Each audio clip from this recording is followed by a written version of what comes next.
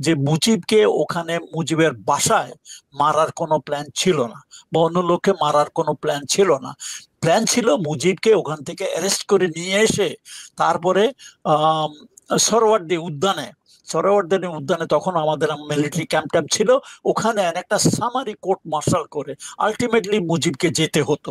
ওখানে করে হলে তাকে মানে সামারি কোর্ট মার্শাল করে তাকে এক্সিকিউটিং করে, what ever it is, that was the plan. বাসায় নয়। পুরো অপারেশনের দায়িত্ব ছিল ফারুক, আর রশিদের দায়িত্ব ছিল পলিটিক্যাল এলিমেন্টদেরকে সঙ্গত করা, নিয়ে আসা। তো ফারুক প্রথম কয়েকটা টার্গেট সিলেক্ট করা হলো, যেমন মুজিবের বাসা, সানিয়াবাতের বাসা, রেডিও স্টেশন, শেখ বনির বাসা, এই কয়টা টার্গেট। কারণ আমাদের যে সীমিত সৈন্য সংখ্যা, এর বেশি আমরা টার্গেট দিতে পারিনি। হয়তো আরো টার্গেট নেওয়া যাইতো, আরো পলিটিক্যাল এলিমেন্টের যাওয়া যেত, কিন্তু এর বেশি আমরা নিতে পারিনি। অতএব টার্গেট কাটছাট করে এই 4-5টা নেওয়া হলো। তো প্রথম ফারুক মুজিবের বাসার দায়িত্ব দিতে চেয়েছিল অ্যাকচুয়ালি ডালিমকে। তো ডালিম একটু নিজের অপারগতা প্রকাশ করলো যে মুজিবের সাথে তার একটা বিশেষ সম্পর্ক আছে, সে ওখানে যেতে চায় না। তার অন্য কোনো কারণ থাকতে পারে, আমি জানি না, সে একটু অপারগতা দেখা দিল। কিন্তু যেহেতু এটা মেজর টার্গেট, এই জন্যই ফারুক কিন্তু ডালিমকে সেই দায়িত্বটা দিতে চাইছিল। আরেকটা কারণ হলো মুজিবের বাসায় যে গার্ড, মানে প্রত্যেক বড় বড় জায়গাতে গার্ড ছিল, মুজিবের বাসায় যে মানে গার্ড ছিল, সেই গার্ড ছিল ফার্স্ট বেঙ্গল আর্টিলারির, কুমিল্লা থেকে আসছে। সে আর্টিলারির লোকজন যারা ডালিমের ইউনিট, ডালিম সেই ইউনিটের সিও ছিল আগে। অতএব ওরা ডালিমকে চিনে, ডালিম ওদেরকে ইজিলি কনভার্ট করে আমাদের পক্ষে নিতে পারবে। এই জন্যই ডালিমকে মুজিবের বাসায় পাঠাতে চাইছিল। কিন্তু ডালিম অপারগতা বললো যে না, আমার ওখানে একটু অসুবিধা আছে, আমি যেতে পারবো না। আরো অনেক আছে, আমি ওদের ডিটেল যেতে পারি না। তখন নেক্সট পরবর্তী হলো হুদা, মেজর হুদা ছিল। হুদাও ফার্স্ট বেঙ্গল মানে আর্টিলারিতে ছিল, ফার্স্ট আর্টিলারির অ্যাডজুটেন্ট ছিল, সেও খুব পপুলার অফিসার। তখন হুদাকে বললো, হুদা রাজি হলো, ঠিক আছে আমি যাব। কারণ ফার্স্ট আর্টিলারি একজনকে ওখানে দেওয়ার কারণ হলো যে সামনে যে আর্টিলারি লোকজন গার্ডে আছে, যাতে তাদেরকে নিজেদের পক্ষে নেওয়া যায়, that was the main interest. তারপর হুদাকে দায়িত্ব দেওয়া হলো। হুদা গেল, হুদার সাথে আরো 2-1 অফিসার ছিল। তখন ডালিমকে দেওয়া হলো অন্য জায়গাতে, সেরনিয়াবাদের বাসার আশেপাশে রেডিও স্টেশন, ওই অঞ্চলে তাদেরকে দায়িত্ব দেওয়া হলো। তো আর আমার দায়িত্ব ছিল রেডিও স্টেশনের জন্য ডালিমের আন্ডারে। ডালিমের আন্ডারে আবার 2টা গ্রুপ ছিল, একটা ছিল ওই মিন্টু রোড এরিয়াতে, পরবর্তী পর্যায়ে জানতে পারলাম যে ওটা সানিয়াবাতের বাসায়, আর হইলো রেডিও স্টেশন এই এরিয়াতে। আর ওভারঅল দায়িত্ব ছিল ডালিম। তো আমাদেরকে ব্রিফ করা হলো। ব্রিফ করা হওয়ার পরে ফারুক একটা ছোট্ট বক্তৃতা দিল। ফারুকও খুব একটা ভালো বাংলা বলতে পারে না, যতটুকু পারে ওটা বক্তৃতা দিয়ে বললো সংক্ষিপ্ত যে এরকম ঘটনা করছে, এটা আমরা সহ্য করতে পারি না, আজকে আমাদের এটা কিছু করতে হবে, এবং সবাই এখন রয়েছে, আমরা আছি। তারপরে সবাইকে হাতিয়ে টাতে দেওয়া হলো। আমার ইউনিফর্ম ছিল না, মেজর মহিউদ্দিন কোথা থেকে একটা ইউনিফর্ম এনে দিল, কাঁধে র্যাঙ্ক ছিল কিনা আমি জানি না, ওটা পড়লাম।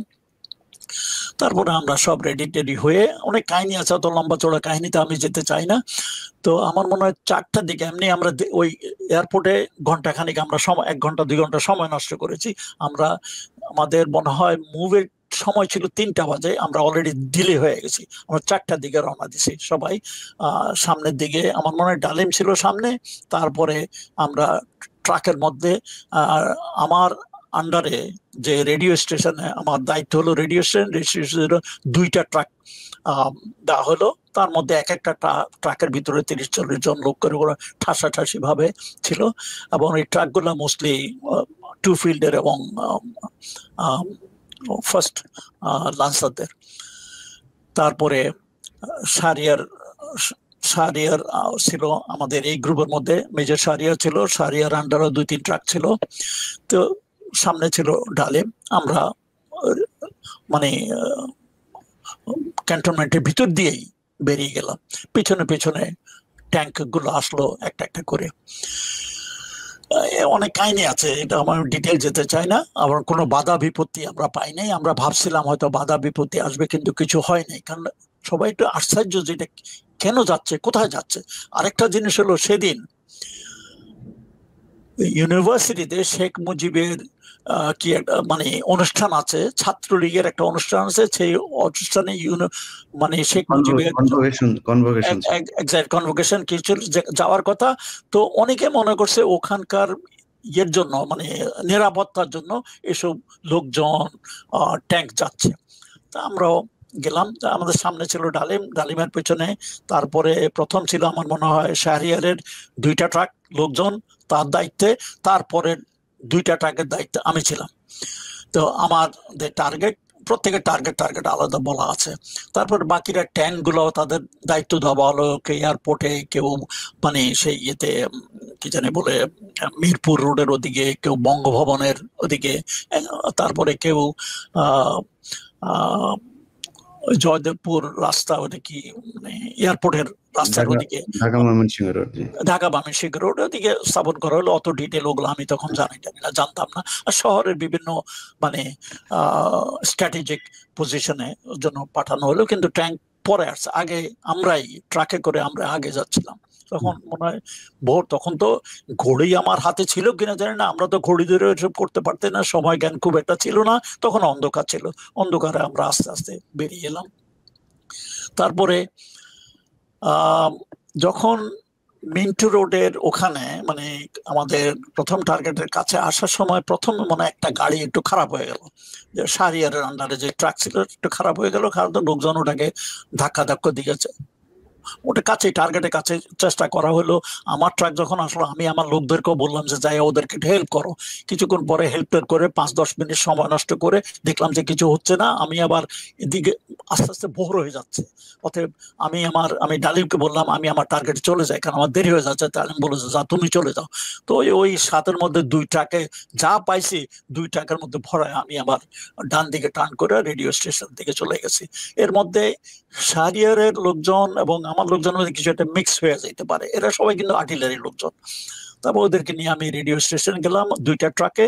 আমার আগে ইনস্ট্রাকশন ছিল প্রথম ট্রাক লোকজন মানে 20-30 জন লোকজন যারা আছে, প্রথমে তারা পুরা রেডিও স্টেশনে ঘেরাও করে নিবে। দ্বিতীয় ট্রাকে তারা আমার সাথে থাকবে, আমরা ভিতরে যাব। তো আমি যা করেছি সেটা হিসাবে খুব এভরিথিং ওয়াজ ভেরি স্পিডি, মানে সময় নষ্ট করে না। অলরেডি আমরা সময় নষ্ট করছি এয়ারপোর্টে, এখন আমাদের সময় নষ্ট করার সময় নাই। তারপরে অলরেডি আলো এসে যেতেছে। আমরা যখন রেডিও স্টেশনে যাই আমার মনে আছে অলরেডি আলো দেখা যাইতেছে লোকজন। আমি যখন আমার লোকজনকে নিয়ে রেডিও স্টেশনের সামনে গেলাম তখন ওখানে এমওডিসি বা পুলিশের কিছু গার্ড ছিল 7-8 জন।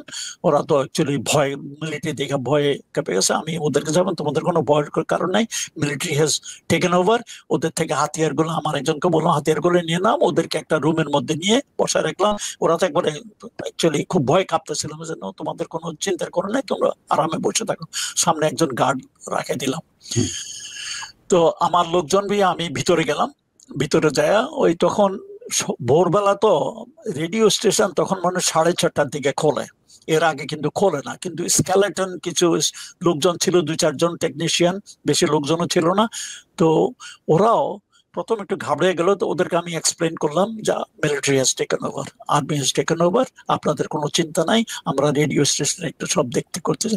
ওরা দেখলাম যে সবাই খুব মানে হেল্পফুল, সবাই আমাকে কি কোথায় আছে দেখানোর জন্য আমাকে আমি বলে আমি রেডিও স্টেশন যাবো, যেখানে আমার দায়িত্ব হলো ওটা ভাষণ দেওয়ার জন্য রেডি করা। ওই রুমে আমাকে নিয়ে গেল। আর আমার একজন সুবিধা ছিল, ওদেরকে বললাম আপনি বিভিন্ন জায়গাতে লোকজন বসে রাখেন, কেউ যেন কোনো যন্ত্রপাতি ধ্বংস করার চেষ্টা না করে। তখন আমরা জানতাম না তো কে কি, কিন্তু সবাই ছিল আমাদের সহায়ক। কিন্তু তখনও বুঝতে পারি না যে হয়তো কিছু বিপরীত শক্তিও থাকতে পারে। আমার বললাম সব জায়গায় লোক লাগাই দেন, কেউ যেন কোনো রকম ক্ষতি করতে চেষ্টা না করে। হয় না ইনশাল্লাহ। তারা আমি ওখানে গেলাম, চেক করতেছি ব্রডকাস্টিং এর সবকিছু ঠিকঠাক আছে কিনা। এবং যে একজন টেকনিশিয়ান ছিল ইয়াং, মানে হি ইজ ভেরি হেল্পফুল, সে দেখাই দিতেছিল। তো এমন এক পর্যায়ে আমার এক সুবিধা দৌড়ায় আসে, বললো যে স্যার রক্ষী বাহিনী। আমি তো একটু ঘাবড়াই গেলাম, কি বাবা রক্ষী বাহিনী আক্রমণ করলো নাকি? কারণ রক্ষী বাহিনী একটা ট্রাক যাইতেছিল, আমরা তাকে মানে ঘেরাও করে রেখে দিছি। ভালো করছো। আমি বাইরে আসলাম, বাইরে এসে দেখলাম যে রক্ষী বাহিনী লোকের একটু ভীত সন্ত্রস্ত ছিল। তাদের মানে একটা অ্যাকচুয়ালি ট্রাক না, একটা হাফ ট্রাকের মতো বাইরে মনে হয় মানে গোটা 15-20 লোক হবে, আর সামনে একজন সুবেদার। সুবেদার সাহেবকে আমি নামতে বললে আমি ওকে বললাম, পরিচয় দিলাম যে army has taken over, everything is under army control, আপনারা কিন্তু আমাদের সাথে আসেন। তো সে বললো যে স্যার আপনাদের সামনে ভয় বললো যে না, আমরা সাথে আছি। তখন আমি বললাম যে আপনার লোকদেরকে বলেন হাতিয়ার গুলা গাড়িতে রেখে নিচে নামে আসতে। ওরা সবাই নিচে নামে আসলো। আমার হাবিলদার আরো আমার সাথে লোকজন আছে, তারাও এগুলা দেখাশোনা করলো। তারা এসব লোকজন চতুর্দিকে মানে স্যার, রক্ষী বাহিনীর লোকজন তো মানে শেখ মুজিবের মানে ইয়ে ছিল, শেখ তারা মুজিবের। তারা যখন শুনলো যে আপনারা করেছেন, মানে তাদের প্রতিক্রিয়া কি ছিল? তারা কি কোনো উত্তেজিত হয় নাই বা আপনাদের? সেটা আমি একটু পরে আসতেছি ওদের প্রতিক্রিয়াটা। কিন্তু প্রথম চতুর্দিকে মিলিটারি দেখে ওই একটা ট্রাকের হাফ ট্রাকের লোকজন তারা কোনো কিছু করে, বরং আমি তো বললাম যে ওই সুবেদার দেখলাম যে আমার কথা মতো মানে ওদেরকে লোকজনকে নামায় আর আমাদের একজন হাবালদারকে দিয়ে বললাম যে যেই রুমে ওই পুলিশের লোকজন ছিল ওদের ওই রুমেই রাখা হলো, একটু গার্ড বাড়ায় দিলাম। আর ওদের যে হাতিয়ার টাতিয়ার আছে হাতিয়ার গুলা ওরা নিজে নিয়ে নিলাম। তখন ওই সুবেদারকে আমি বললাম যে আপনাদের কোনো অসুবিধা নাই, লোকজনকে বললাম কোনো অসুবিধা নাই, আপনার আরাম থাকেন কোনো, কারণ রক্ষী বাহিনী সম্বন্ধে আমাদের একটু সংশয় ছিল। এই জন্য আমি সুবেদার সাহেবকে বললাম কোন রকমের গন্ডগোল চেষ্টা করবেন না, চতুর্দিকে কিন্তু আর্মি আছে। বাই দ্যাট টাইম ট্যাঙ্কও 2-1টা আমাদের চারিদিকে আসে গেছে, অতএব তারা সে বুঝতে পারছে পরিস্থিতি তাদের পক্ষে নাই। তার দুপুরবেলা যখন কারফিউ উঠানো হয় তখন এদেরকে আমি ছেড়ে দিছি, রক্ষী বাহিনী এদেরকে ছেড়ে দিচ্ছে। যাওয়ার আগে সে রক্ষী বাহিনীর সুবেদার আমাকে এসে একটা সেলিউট করে জড়ায় ধরছে, স্যার আপনারা আমাদেরকে বাঁচাইছেন, কারণ আপনারা যদি এটা না করতেন কদিন পরে লোকরাই আমাদেরকে বাইরে ফেলতো, ধরে ধরে আমাদেরকে ফেলতো। এখানে একটা ছোট্ট একটা কাহিনী বলি। আমি চিটাগংয়ে ছিলাম 73-74-এ। তখন একদিন আমি 22 বোস্তামি ক্যান্টনমেন্ট থেকে 22 বোস্তামি রোড দিয়ে শহরের দিকে যাচ্ছি, দেখি যে অনেক বিরাট প্রসেশন কয়েকটা ট্রাকের মধ্যেও মানে পরে জানলাম যে এরা জাসদের লোকজন, স্লোগান দিয়া যাইতেছে পথে দিয়ে, একটা দুইটা রক্ষী ধরো, সকাল বিকাল নাস্তা করো, মানে স্লোগান দিয়ে যাইতেছে। অর্থাৎ রক্ষীদের উপরে মানুষ এমন বিতৃষ্ণা, তারা সেসব আকাম কুকাম করতেছে, খুন খারাপি করছে, এগুলা অজানা নয়, সবাই জানে তারা কি করতেছে। এবং রক্ষী বাহিনীটা ছিল একটা political force under Sheikh Mujib, ওর পার্সোনাল কমান্ডে নাকি এগুলা তার কার্যক্রম পরিচালনা করা হইতো। এবং শোনা যায়, আমি ডাইরেক্টলি জানি না, তোফায়েল নাকি এগুলো সব মানে করতো আর কি। অতএব এই রক্ষী বাহিনী এসব মানে পলিটিক্যাল, আওয়ামী লীগের পক্ষে পলিটিক্যাল কাজকর্ম করতো। তো আমি যখন ওদেরকে রিলিজ করলাম, ওই সুবেদার আমাকে জড়ায় ধরে সেলিউট দিয়ে বলে, স্যার আপনারা আমাদেরকে বাঁচাইছেন, কদিন পরে কিন্তু লোকেই আমাদেরকে মারা ফেলতো, না হইলে এরকম অবস্থা আপনারা যেভাবে করেছেন। যাই হোক, সে কাহিনী এখনো বলতেছেন। তারপরে আমি গেলাম, আমার ওই রেডিও চেক করতেছে সবকিছু ঠিক আছে কিনা।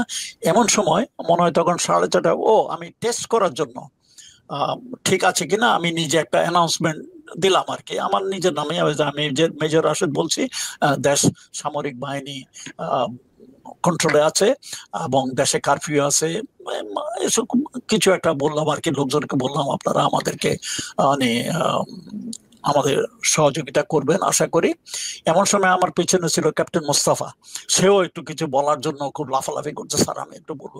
ঠিক আছে, ওকে আমি মাইক্রোফোন দিলাম, বলবো। সেও একবার হাত পা ছড়ায় একেবারে খুব মানে এক্সাইটেড হইয়া সবার ঈদ মোবারক স্যার। একবারে একবারে মানে শেখ মুজিবরে গালি গালাজ দিয়া একবারে হাত পা ছড়ায় খুব চিল্লাচিল্লি করে মানে গালি গালাজ দিয়া বলতেছিল। এমন সময় পিছনে থেকে একজন টেকনিশিয়ান আসে বললো যে স্যার আপনারা যে এই যে এখন যে ব্রডকাস্ট করতেছেন এটা কিন্তু বেশি দূরে যাচ্ছে না, এটা ওই মানে রেডিও স্টেশনের আশেপাশে 2-4 মাইলের বাইরে যাচ্ছে না, কারণ আমাদের যে মেইন ট্রান্সমিটার মহাখালীতে ওটা কিন্তু এখনো বন্ধ, ওটা না ওপেন না করলে এটা সারা বাংলাদেশে যাবে না। তখন আমি বললাম যে তাড়াতাড়ি ওদেরকে বলেন ওটা খুলে দিতে। সে আবার পরক্ষণে এসে বলেছে স্যার ওটা অলরেডি খোলা হয়ে গেছে, কারণ গোলাগুলির আওয়াজ শুনে তারা অলরেডি নিজের থেকেই মানে ওটা খুলে দিচ্ছে, বুঝছে যে এখন একটা ব্রডকাস্ট আসবে, অতএব ওটা অলরেডি খোলা আছে। অতএব আমি এবং ক্যাপ্টেন মোস্তফা অরিজিনালি যা বলেছি যে মানে দেশে একটা সামরিক অভ্যুত্থান হয়েছে, আর্মি হ্যাজ টেকেন ওভার, এটা ওই ইয়ের রেডিও স্টেশন আশেপাশে ধানমন্ডি এই অঞ্চলের কিছু অঞ্চলের বাইরে যায় নাই, পরবর্তী শুনে গেছে, পরবর্তী পর্যায়ে শুনেছি যে কেউ কেউ শুনেছে, অনেকে শুনে নাই। তারপরে 15-20 মিনিট পরে 6:30টার দিকে মনে হয় তখন ডালিম আসলো। ডালিম হন্তদন্ত ঘামাইতে ঘামাইতে আসে একেবারে জিপের থেকে লাফ দিয়ে নেমে রাশেদ কোথায় আমাকে খুঁজতে খুঁজতে আমার কাছে আসলো। একেবারে সে তো খুশি দিয়ে ঘামাইতেছে, কারণ তখন অগাস্ট মাস তো, হাত আঙুল দিয়ে উঠায় বললো উই হ্যাভ ডান ইট। এবার আমাকে জড়ায় ধরে বললো যে we have done it, we have done it. তো আমি বুঝলাম যে মিস্টার সাকসেসফুল, অর্থাৎ ডালিম এখানে আসার আগে সে খোঁজ খবর নিয়ে আসছে, হয়তো মুজিবের বাসায় গেছিল, যে জানছে যে that target has been utilised.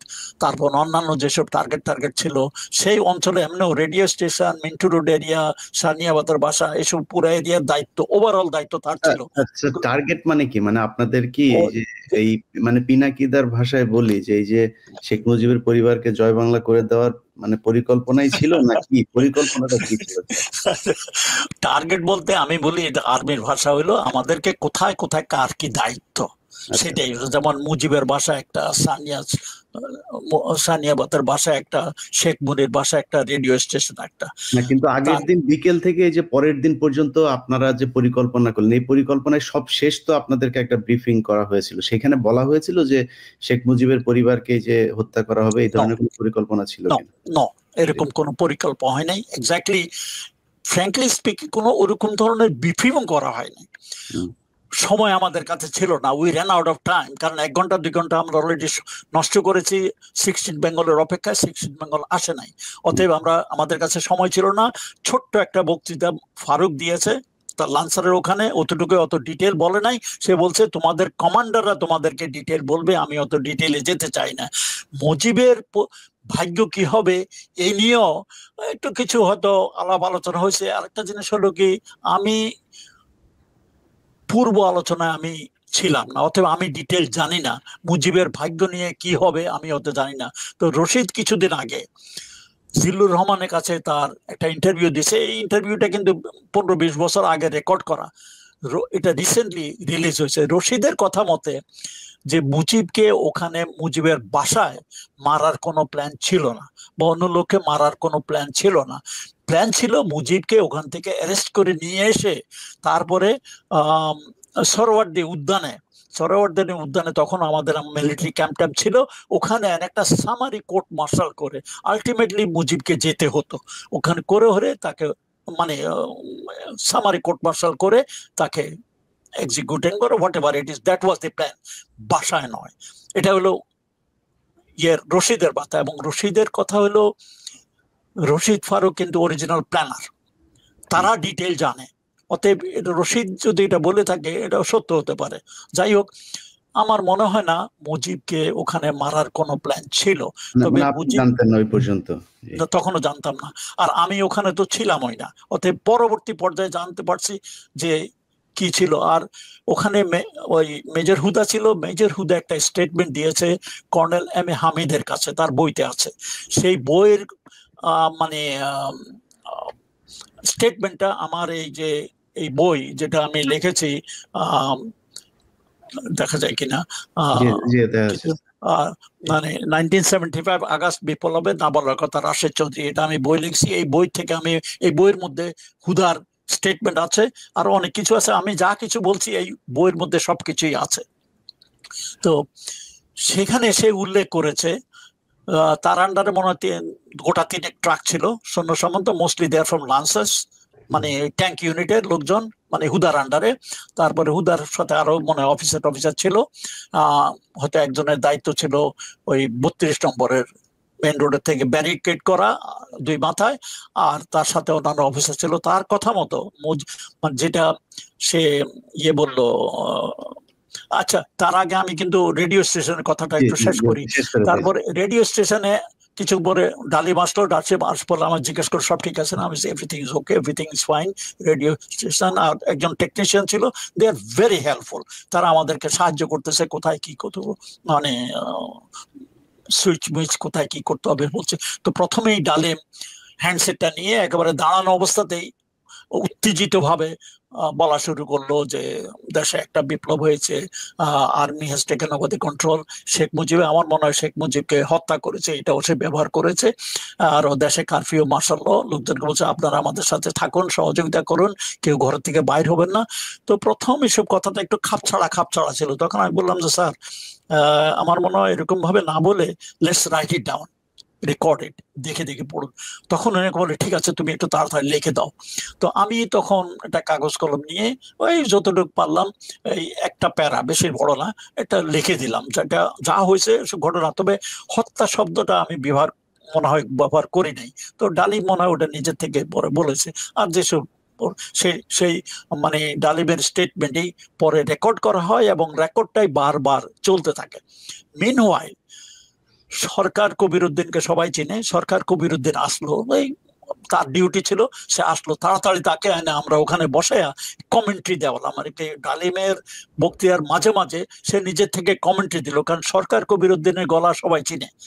অতএব এই যে অ্যানাউন্সমেন্টটা যাচ্ছে এটা অথেন্টিক, এটাই বোঝানোর জন্য যে কারণ ডালিমকে লোকে চিনে না, রাশেদকে লোকে চেনে না, আমরা কি বলছি লোকে চিনে না, কিন্তু সরকার কবির উদ্দিনকে লোকে চিনে, তার বক্তব্য লোকে জানে। এই জন্যই তাকে দিয়ে কমেন্ট্রি দিয়ে আমরা করতাম এরকম। এটা চলতে লাগলো, মানে ঘন্টাখানিক চলার পরে যখন খন্দকার মোশতাক আসলো, আসার পরে Khondaker Mostaq stopped it. But by that time everybody is known. এটা হলো মানে রেডিও স্টেশনের কাহিনী।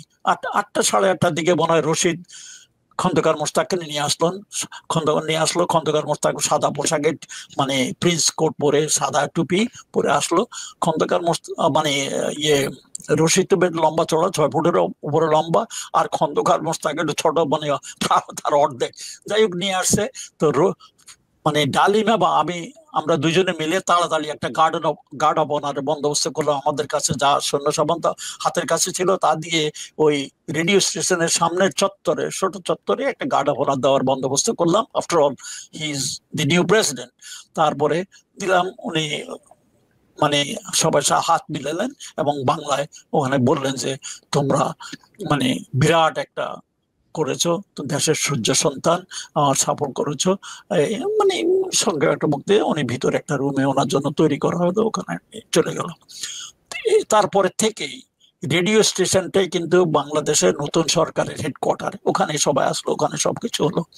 এখন মুজিবের বাসভবনে কি হলো, কারণ আমি ওখানে ছিলাম, আমি ছিলাম না, আমি অন্য জায়গায় ছিলাম না, এসব সব আমার পরবর্তী পর্যায়ে সব কালেক্টেড কাহিনী। সেটা হলো ওই বদলুল হুদার স্টেটমেন্ট সে দিয়েছে আমার এই বইতে, সেটা আছে স্টেটমেন্টটা। সেই স্টেটমেন্ট মধ্যে সে বলেছে যে সে সৈন্য সামন্ত নিয়ে তখনও ভোর হবে সে প্রথমে বাড়ির কাছে আসে নাই, দূরে রেখে সে ওদেরকে থাকতে বললে, বিকজ হিজ ফার্স্ট ডিউটি ওয়াজ সামনে যে গার্ড রেজিমেন্ট আছে মুজিবের, সেই গার্ড রেজিমেন্ট লোকজন কিন্তু তারই প্রাক্তন ইউনিটের, ফার্স্ট বেঙ্গল আর্টিলারি থেকে আসছে, কুমিল্লার থেকে। তখনকার দিনে নিয়ম ছিল মিলিটারির এক এক ইউনিট এক এক মাসে এই গার্ড ডিউটি করবে। সেটা মুজিবের বাসা, বঙ্গভবন আর বিভিন্ন বিভিন্ন ইম্পর্টেন্ট জায়গাগুলোতে দেখো। তখন ওই মুজিবের বাসার দায়িত্ব ছিল ফার্স্ট ফিল্ড আর্টিলারির রেসপন্সিবিলিটি। এই আর্টিলারির কমান্ডার ডালিম ছিল এককালে, আগে পাশা ছিল, তারপর ডালিম। আর ওই ইউনিটের অ্যাডজুটেন্ট ছিল বজলুল হুদা। এরা সবাই কিন্তু খুব পপুলার অফিসার, সবাই তাদের মানে ইউনিটের সবাই তাদেরকে চেনে। তো ওদেরকে দূরে থামাইয়া তখন হুদা ওই গার্ড রেজিমেন্টের কাছে ওখানে গেল। তখন তারা রেডি হচ্ছিল রেভেলি করতে। রেভেলি মানে সকালে ফ্ল্যাগ হোয়েস্টিং অনুষ্ঠান হয়, ওতে বিগল বাজায়, ওটা কয় ফ্ল্যাগ, ওই রেডি হইতেছিল প্লাটুন খানিক লোকজন।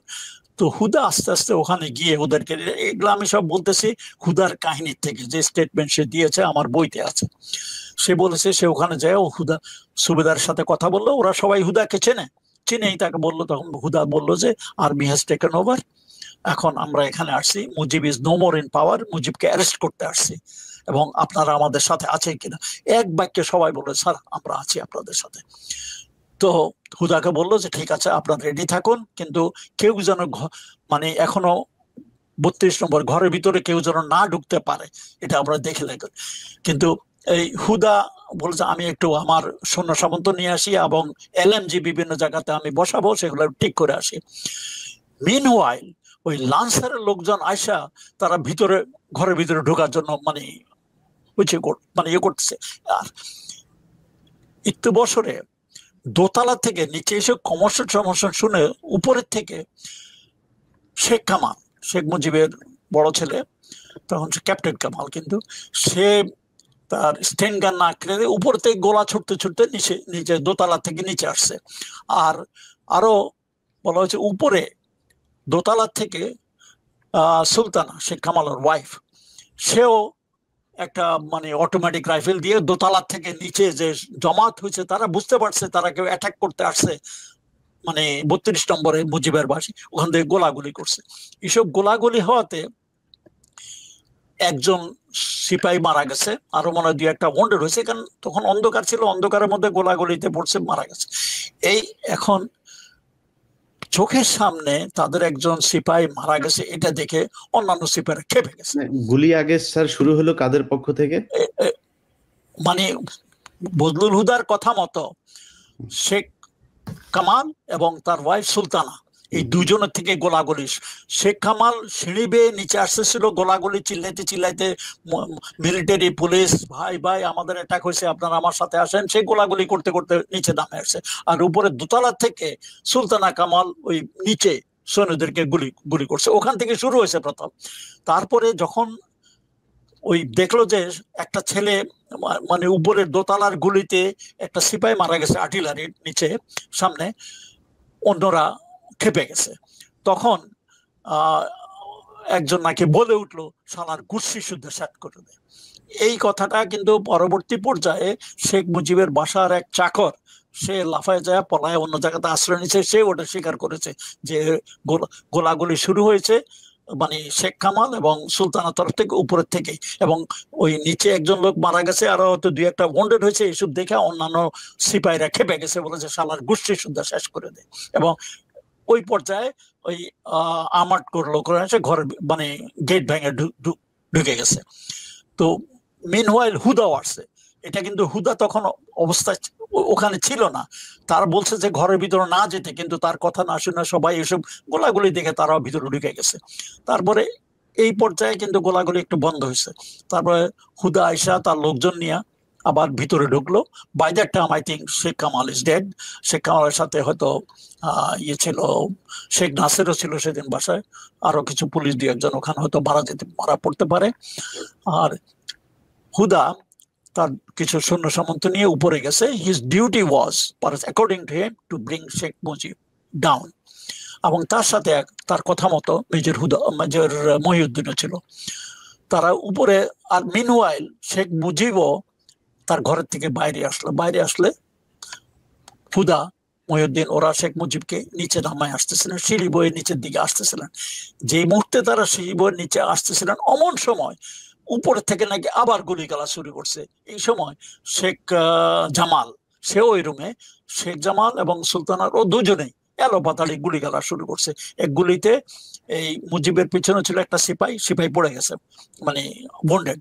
আর গুলিগালা আওয়াজ শুনে মহিউদ্দিন এবং হুদা ওরা দুজনেই ডাক, শেখ মুজিব তখনও দাঁড়ানো ছিল, এবং তারা ডাক করে বাঁচে গেছে গোলাগুলি শুরু করতে। আর এই গোলাগুলির আওয়াজে গেটে দিয়ে বাই দ্যাট টাইম অন্যান্য লান্সারের লোকজন যারা আসছে তারাও মানে ঢুকে এসে একেবারে মানে পাগলের মতো হয়ে গেছে, তারা পাল্টা গুলি দিয়ে।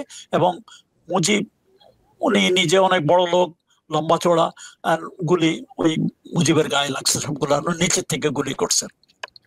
and he fell down and streaming blood.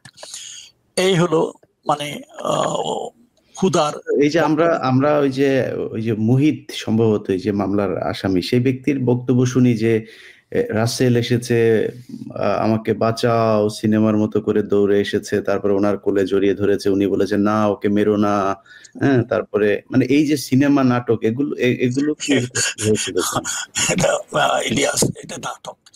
তুমি চিন্তা করো ওই পরিস্থিতিতে কোনো একটা বাচ্চা তার মাকে ছেড়ে আসবে, বা মাওকে এরকম 10 বছরের 9 বছরের বাচ্চাকে ছেড়ে দেবে? না, তার আর কোল থেকে টেনে হেসড়ে নিয়ে আসা হয়েছে, মুহিতের কাছে এগুলা এনেছে, এগুলা মুহিত। কাহিনী বানানো হয়েছে, এগুলা কাহিনী বানানো হয়েছে কাহিনীকে একটা নাটকীয় মোড় দেওয়ার জন্য। এগুলো একটা মানে চিন্তা করার বিষয়। আর কিন্তু ঠিক 9-10 আছে, মানে বছরের তারা একটা তারা এক ছেলে জায়গাতেই যে থাকে তার স্যার, মা বাট আর মাও কি ছেড়ে দেবে সে না স্যার, বাচ্চাকে? বাট স্যার অত ছোট বাচ্চাদেরকে মারতে হলো কেন, মানে ওদেরকে কেন না, মারলো? এটা কেন সেটা আমি পরে আসতেছি। হুম, কাহিনীতে বলা হয়েছে তাকে মারছে, ওখান থেকে নিয়ে পয়েন্ট ব্ল্যাঙ্কে নাকি মারা হয়েছে, এগুলা কাহিনী বানানো হয়েছে। অত আমি জানি না, আমি ওখানে ছিলাম না, যাতে হুম। আমার মনে হলো যে এগুলো কাহিনী বানানো হয়েছে। তারপরে সবাই কিন্তু ওই একটা দোতলার একটা রুমের মধ্যে বন্ধ ছিল।